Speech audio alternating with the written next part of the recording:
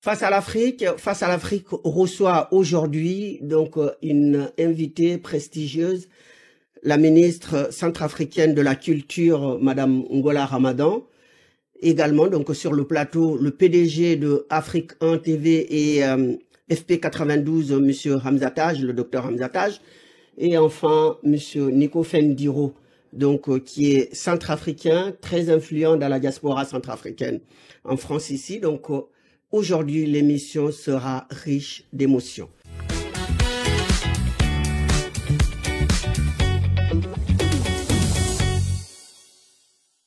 Mesdames, Messieurs, bonjour. Donc vous êtes sur Afrique 1 dans l'émission Face à l'Afrique. Donc je reçois aujourd'hui donc à ma droite Monsieur Hamza Taj, le docteur Hamza Taj, qui est le directeur de la télévision Afrique 1 TV et FP 92. Bonjour bonjour Hamza. Bonjour Cara. Merci d'avoir accepté l'invitation. Donc à ma gauche, Madame la ministre centrafricaine de la Culture et des Arts et également du Tourisme, hein, Madame. Bonjour Madame Ramadan. Bonjour Monsieur Cara. Merci beaucoup d'avoir accepté également l'invitation. Bonjour Nico, mon ami Nico, hein, merci d'avoir accepté l'invitation, vous qui êtes ici en France, donc en panafricaniste, mais très influent dans le milieu centrafricain et également africain. Merci d'avoir accepté l'invitation. Merci à toi.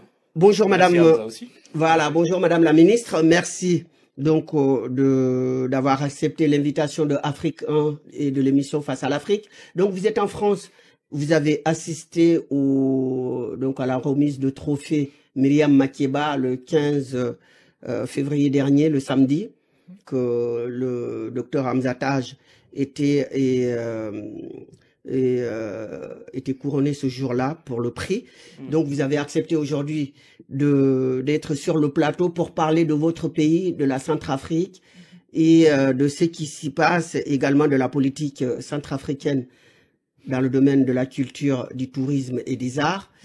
Eh bien, docteur Hamza Taj, donc nous avons la ministre sur le plateau.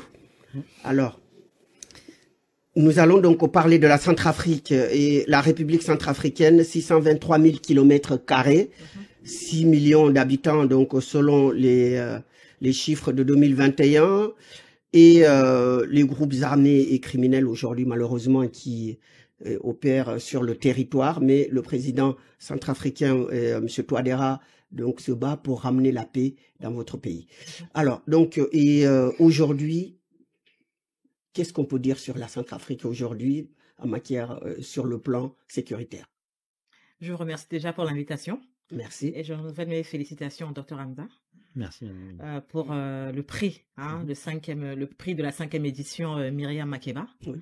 Je les félicite également pour cette magnifique plateforme qui nous donne l'occasion de pouvoir s'exprimer.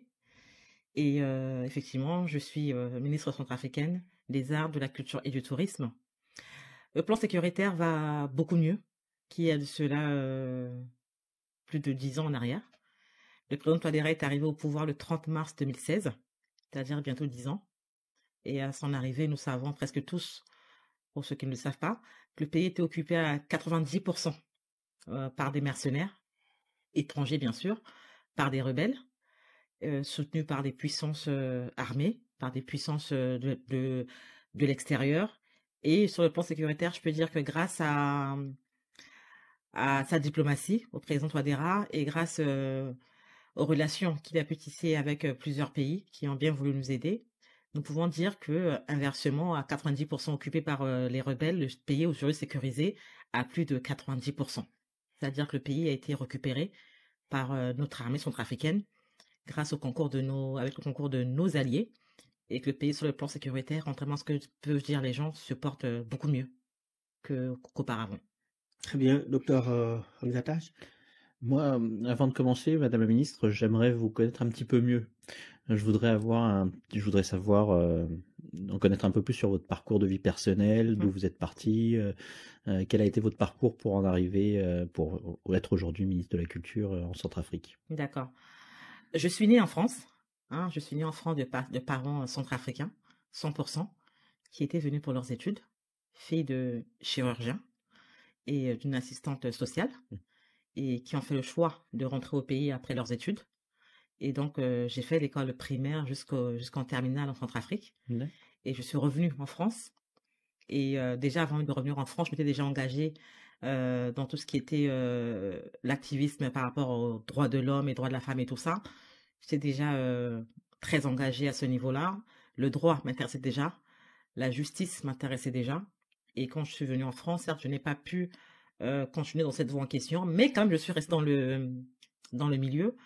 J'ai travaillé plus de 10 ans avec des avocats. Donc, je connais un peu le secteur juridique, judiciaire également. C'était devenu comme une passion au pays. Et après, l'envie de m'engager plus tard en politique est arrivée.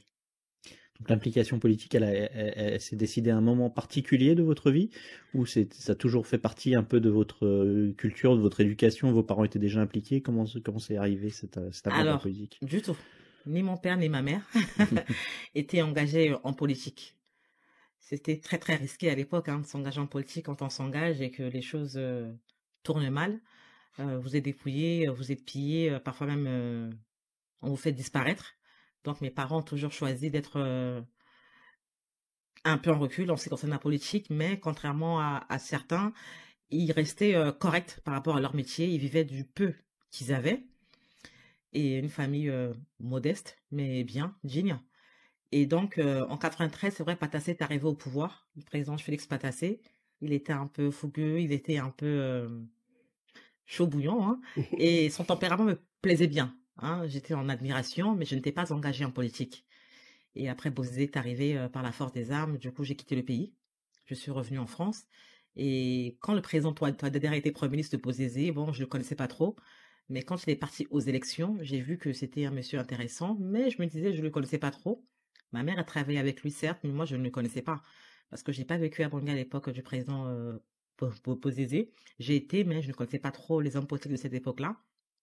Et quand il y a eu l'élection en 2015-2016, le candidat Touadéra était face au candidat Dolo Guélé, que j'ai plus ou moins connu par rapport aux arriérés de salaire que nos parents ont eu, par rapport à la souffrance de nos parents à l'époque de Patassé, puisqu'il fut ministre des Finances, également Premier ministre. Donc je sais que mes parents ont galéré, ont eu plusieurs mois d'arriérés de salaire face à ce monsieur. Je me suis dit non, il n'est pas question qu'il soit président, autant mieux voter pour son adversaire qui était le candidat Touadéra.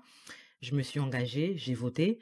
Je l'ai soutenu en 2015, ici au niveau de la diaspora.